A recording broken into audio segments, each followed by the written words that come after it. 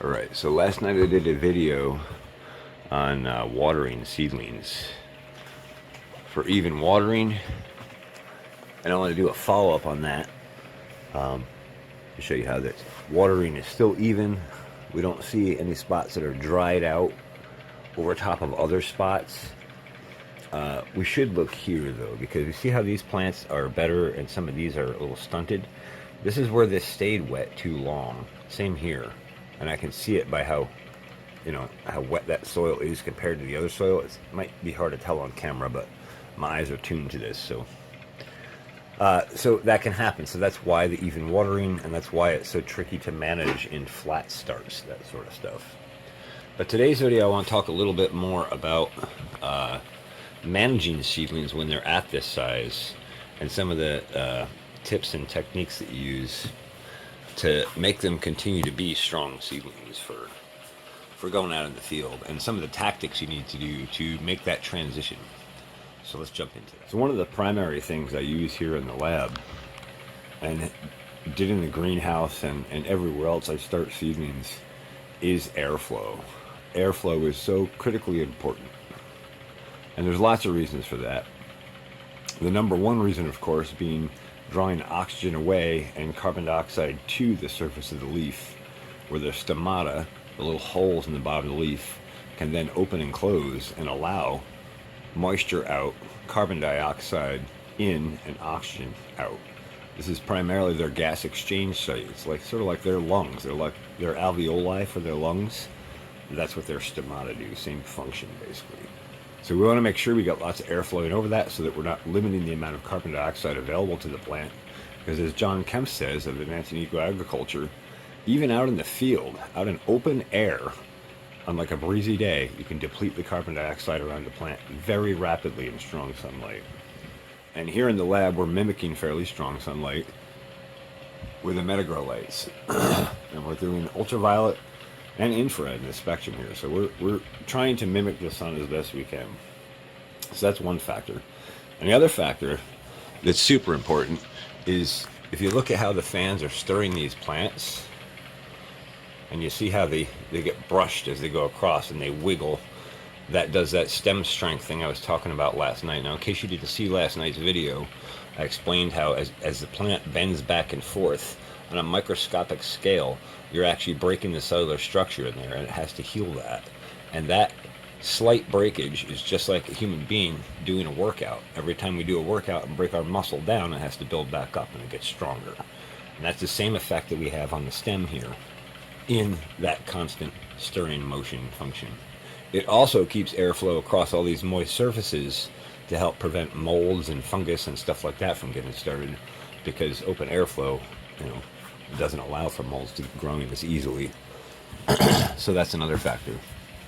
So that's that for now. I suppose before we move on, we should talk about water quality. I talk about it a lot, but haven't mentioned it yet in this video, so I will. The quality of the water that you use for plants dramatically affects the plant's health and your health as a human if you're drinking water. Without going very deep into water, and I can go into water for many hours, there's a lot of incredible science behind it, and it's not just simply H2O. There's a lot more complexity to it. But basically, find the purest, cleanest water you can. Try not to go from a municipal water supply. They tend to have chlorine and fluorine. That does tremendous amount of damage to soil biology, plant health, your health, etc. If you can, fresh spring water is really nice. I have a program in place that I'm trying to get finished, but that project just has been pushed off for farming in the labs and more pressing things.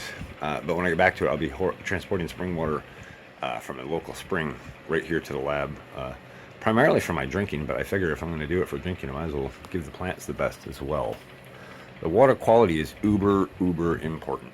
All right, next we got to talk about light intensity and transferring out to outside, because that's where people really make the mistake typically. So here in the lab, we're running the Spectrum XY lights. We're not running a lot of power on them. They're fairly powerful lights and intense lights compared to like an HID grow light, so they're pretty intense. They're probably the equivalent of probably 500 or 600 watts of HID grow lighting here. And we're not using that much power to do it, but the same effect. And so even with that, that light intensity nowhere near matches the sunshine. If I were to come in here and measure like lumens, we'd probably be in the, I don't know, I would guess the 10 to 20,000 range, somewhere in there. And sunlight at high noon can produce 110 plus thousand lumens. So huge difference in intensity and huge difference in spectrum. Let's not forget, we see the visible spectrum of the sun, but there's ultraviolet, infrared, and probably a whole other range of spectrums we don't even really fully understand yet. So you're taking a tremendous amount of energy when you go out. So the trick is to let them adjust from this low light condition to the high intensity sun condition. So when you go outside, you go under a tree with some cloud cover, or you go out where you're going to have 2 days of cloudy weather, and that gives them a chance to adjust to that high intensity ultraviolet light in the sun and not take a shock. If you don't do that, oftentimes you'll see the leaves like burn back on the edges, and when that happens, that's because they just weren't ready to adjust to that light intensity yet. So I wasn't going to do any more to this video, but I thought I should compare for you between a few different light sources.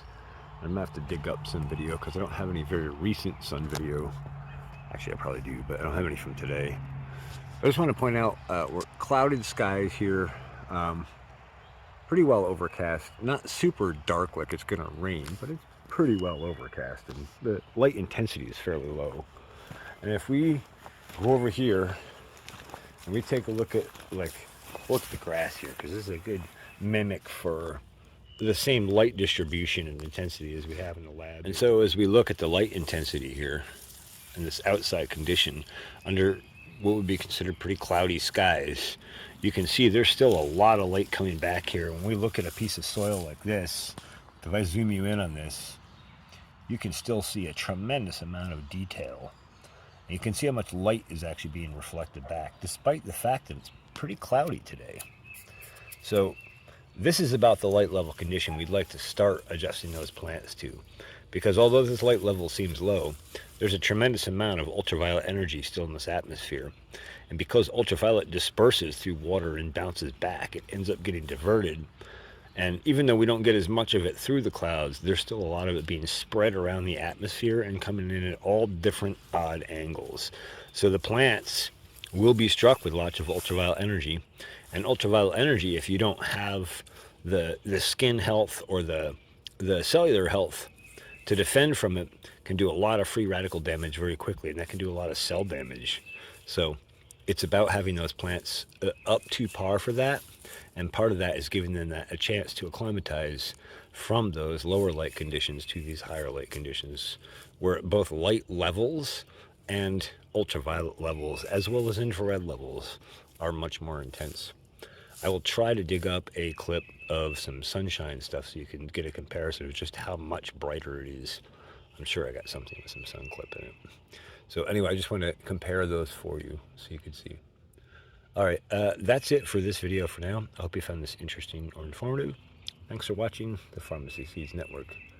Don't hope you'll stay tuned. Keep your friends close